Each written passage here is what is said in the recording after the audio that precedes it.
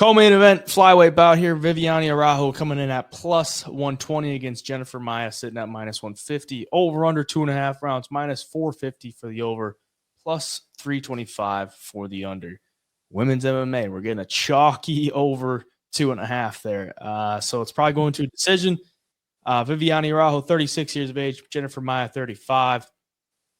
These women have been up and down as far as, in the rankings. But Jennifer Maia seems to be on a little bit of a resurgence. She's picked up a couple wins, one against Casey O'Neill, one against Marina Moroz. Before that, back-to-back losses to two of the better girls in the division, Fiorot and Chikagian. For Viviane Araujo, she had that main event last year, kind of around this time, against Alexa Grasso, and she lost that by decision, all 5 rounds, and then goes in against Amanda Ribas in a pick'em fight and loses that one. So this is a weird fight, in my opinion. I mean, it's probably going to be pretty subjective. I would say Jennifer Maia's striking has looked a little bit better as of recently, looking a little bit sharper. Araujo is a little bit older by like a year. And I think if Araujo wants to win this fight, she's got to mix it in.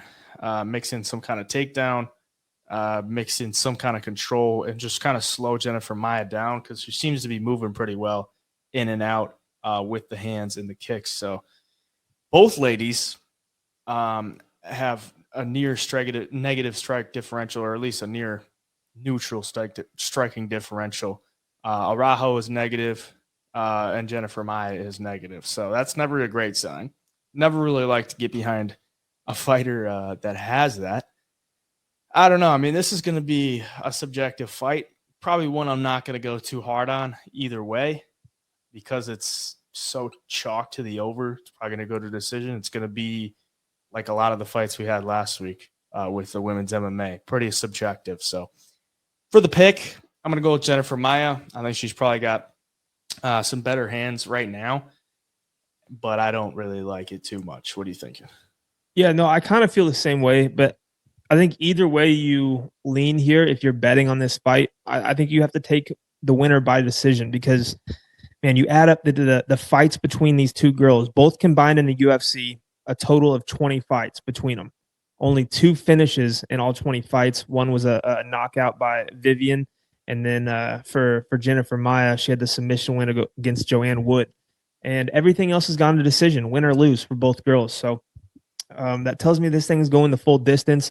You might be able to get, a little bit better number if you're betting the favorite here to win by decision. But ultimately, I think if it stays on the feet, I agree with you. I think Jennifer Maia probably a little sharper, especially, how she looked against Casey O'Neill was pretty impressive, all things considered. Casey O'Neill, I believe, was undefeated. Everybody was pretty high on her, good striker and grappler. And Jennifer Maia went in there and landed 145 strikes on O'Neill, which was impressive and got the win, upset win as well. Now for Viviane, I mean, if she gets the fight to the ground, I think that's her best path to victory because we've seen Jennifer Maia on her back before. We've seen her be controlled and have problems getting back up to her feet. So I mean, there's a world where she gets her down 2 times, one in the first, one in the second round, wins a couple of rounds, and comes out with a decision victory herself. So it's interesting. We'll see how Jennifer Maia's takedown defense holds up. Right now, it's at 57%. Where for Araujo, I mean, 1.81 takedowns per fight at a 48% accuracy is pretty damn high for women's MMA. Tells you she can get fights to the ground. She will look for submissions. Doesn't really find any ever, but at least to the judges, she's trying to at least look for finishes in the fight. Yeah, I think if you're betting this, it might be dog or pass. And, Jennifer Maia looks so good in her last fight. I think people are going to hold on to that recency bias. And I think there's a chance Araujo comes in here and pulls off the upset. I'm going to bank on Araujo trying to get a couple takedowns and doing so successfully, even though after we both had that heartbreaking loss with Montana De La Rosa, who tried to do no wrestling or grappling whatsoever. I'm going to trust Araujo to get it done here. Yeah, that's what I'm thinking too. I'm like, if Araujo mixes in some takedowns, she's got a much better chance of winning this. But I just can't trust that she doesn't. I don't really want to, give her the benefit of the doubt that she has that fight IQ because we've been burned on it before. But yeah, Maia will be the pick for me. But yeah, probably just better off taking dog or pass.